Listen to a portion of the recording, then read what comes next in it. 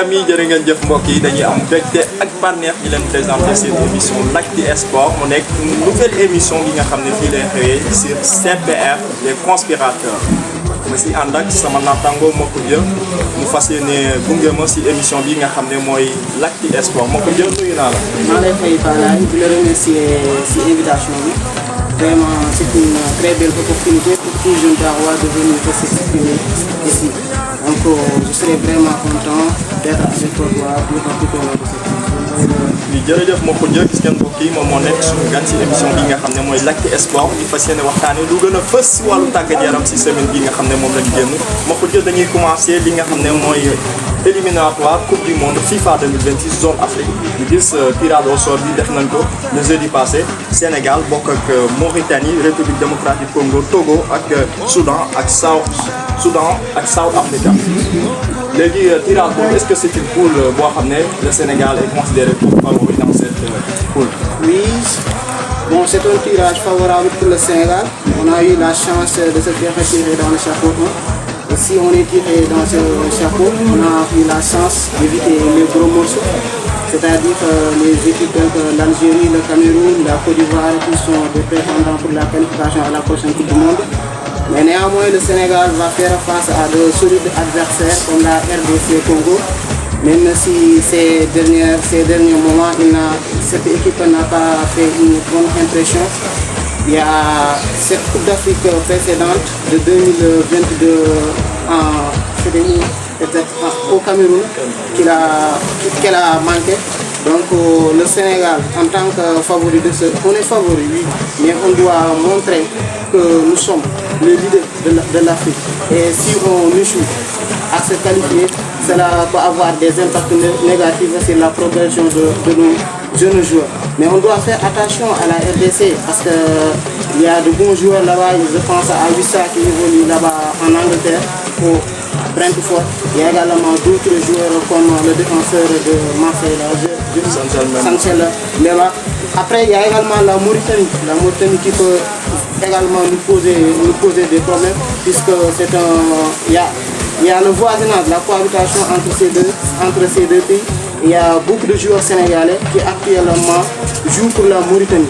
Je pense à Pat Nouba, donc il a été meilleur buteur, je pense, de la Ligue 2. En tout cas, c'était une division inférieure en France. Il avait demandé à Aliou Cissé de l'appeler et ce dernier avait refusé parce qu'il y avait également d'autres joueurs qui ont un niveau supérieur à lui. Donc ce joueur-là va avoir un esprit revanchard. Il va essayer de montrer qu'il a le talent et le niveau pour évoluer dans l'équipe nationale du Sénégal. Et pour cela, pour l'instant, le pari est perdu. Donc il ne peut pas porter les couleurs de l'équipe nationale du Sénégal. Il va jouer pour la Mauritanie et s'il joue avec la Mauritanie, il va essayer de jouer tous les plans de l'équipe nationale du Sénégal. Il y a également d'autres pays comme le Soudan et le Sud-Soudan qui ont de très très belles équipes. Le Soudan était présent lors de la précédente Coupe d'Afrique. Il était dans une poule très difficile partagée avec, je pense, l'Égypte. Il n'a pas fini par se qualifier, mais attention au Sénégal, il doit faire très attention, même si cette poule est un peu abordable. Mais restons toujours sur l'équipe nationale du Sénégal. Aliou Cissé a-t-il peur de prendre des risques avec les nouveaux? Non, pour moi, non, parce qu'on ne doit pas changer une équipe quotidienne.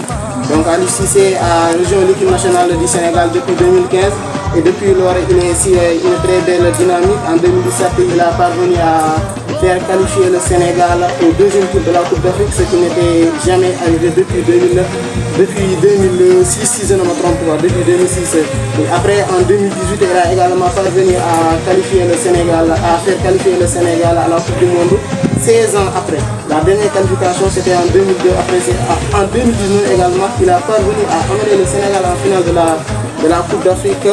Une finale qu'il a perdue contre l'Algérie en 2021, toujours aussi, en 2022, autant pour moi, toujours qu'il était sur cette même dynamique, il a parvenu à faire qualifier le Sénégal, à permettre le Sénégal de gagner Coupe d'Afrique. Donc il connaît très bien son groupe, il a travaillé avec eux depuis Belo Vieita, donc c'est pas à nous, par exemple, de dire que Aliou Cissé ne doit faire pas ceci, ne doit pas faire cela, parce que c'est une équipe qui maîtrise, même si parfois il faut essayer de faire intégrer petit à peu les nouveaux, les jeunes poussés, tels que les Mandia, Nicolas Jackson, qui sont en train de faire de très très belles choses en Europe actuellement.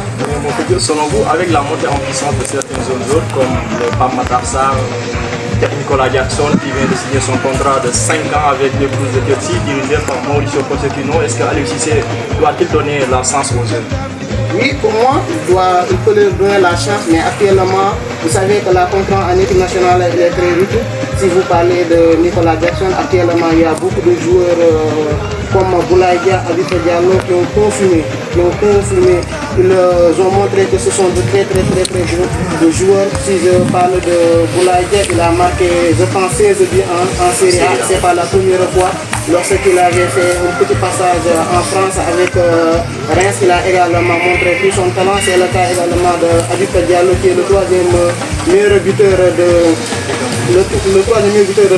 Ligue 1 française. Nicolas Jackson, c'est un très bon joueur, mais il doit encore prouver, essayer de bousculer la hiérarchie, mais je ne pense pas qu'actuellement il peut bénéficier automatiquement d'une place de titulaire en équipe nationale. Donc c'est à lui de se battre, de montrer qu'il a le mérite et la capacité d'être utilisé comme étant le titulaire en équipe nationale. Et pour cela, il faut qu'il parvienne à s'imposer à titre. Là-bas également, il y a de la concurrence, mais si vous êtes un bon joueur, vous êtes acheté du côté de Villarreal, ce que vous devez faire, c'est au moins de prouver votre prix, de montrer que vous êtes une valeur sur qui l'entraîneur peut compter. Et s'il parvient à faire une très belle saison à Chelsea, il peut vraiment prétendre une place de titulaire ou du moins d'avoir 30 minutes, 40 minutes à chaque fois qu'il vient en équipe nationale.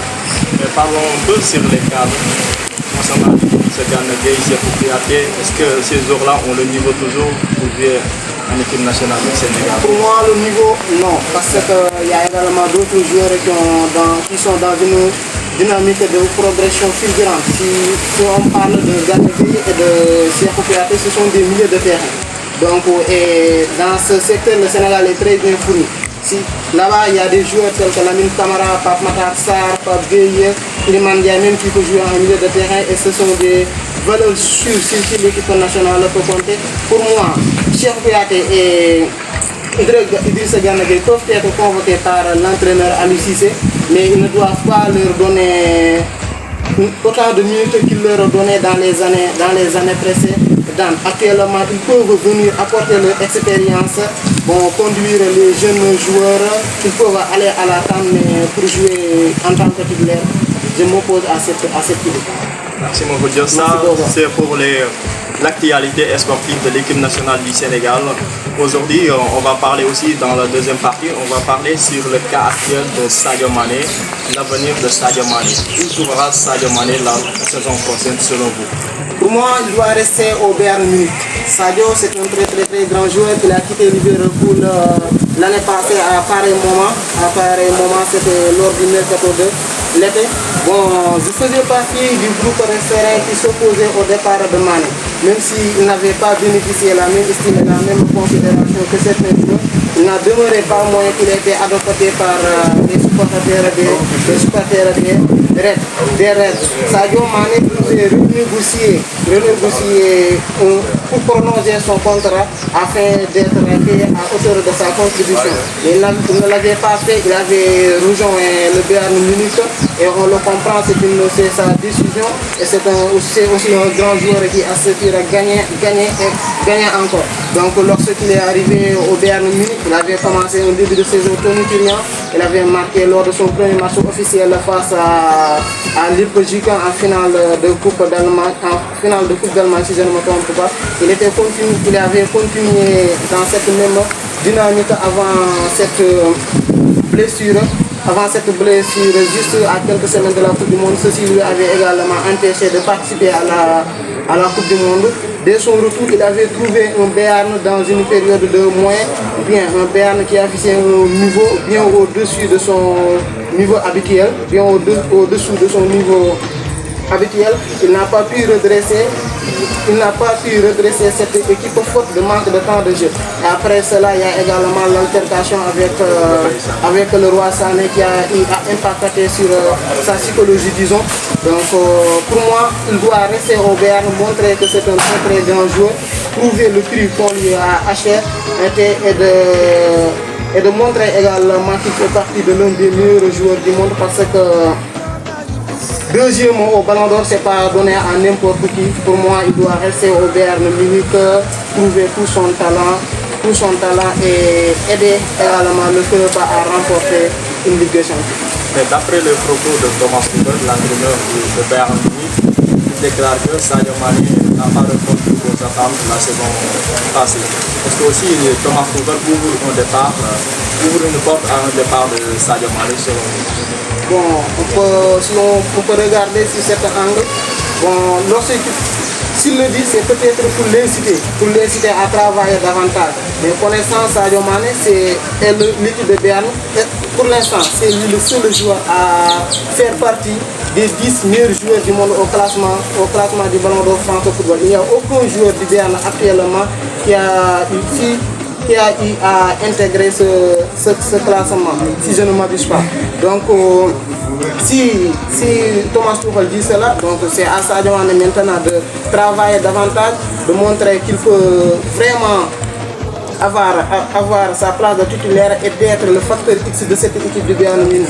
Si on remonte un tout petit peu en arrière dans les années précédentes, il y a beaucoup de joueurs qui ont été poussés vers la sortie. Je pense à Neymar au Paris Saint-Germain, presque à chaque été il se fait pousser à la sortie, mais à chaque fois qu'il revient, il va montrer que c'est un joueur talentueux.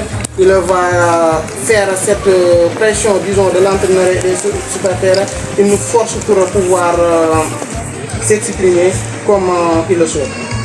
Merci Makhoudia. Où jouera Sadio Mané la saison prochaine? Vous pouvez écrire ça sur votre commentaire en nous disant où jouera Sadio Mané la saison prochaine. Je vous donne rendez-vous à la prochaine pour un autre numéro de l'Acte Sport, les amis. Tiens, Full of fighter, oh, I'm full of fighter.